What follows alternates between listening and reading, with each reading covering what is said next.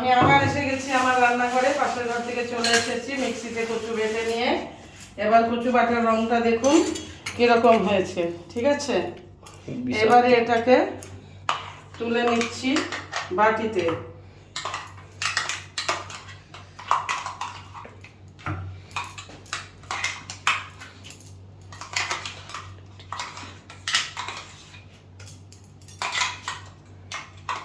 না তুলেও আপনারা অন্য বাটিতে করতে পারেন, কিন্তু এখনকার বুঝতেই তো পারছেন গরম পড়েছে, যা কাজের লোকও আসতে চায় না গরমে, শরীর খারাপের ছুটি নিয়ে বাড়িতে থাকে না, আমাদের ছুটি হয় না, খেতে তো হবে।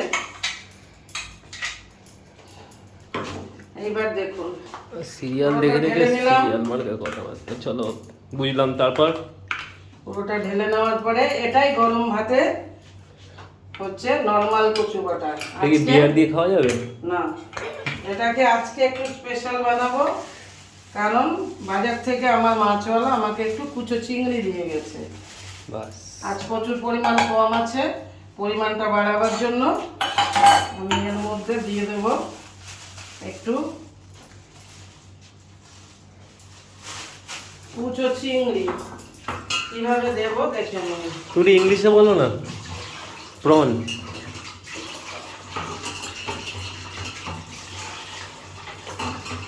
এটাকে ঢেকে দাও, এটা খোলা আছে কেন?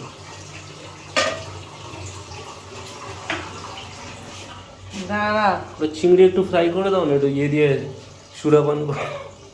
এবার দেখুন কুচো চিংড়ি, বাজার থেকে ছাড়িয়ে আনা কুচো চিংড়ি। আমার পছন্দ হয় না ছাড়ানো, আমি রোজ নিজে ছাড়াই, আর ছাড়িয়ে দিয়েছে ওই জন্য একটু দেরি হচ্ছে প্রিপারেশনে।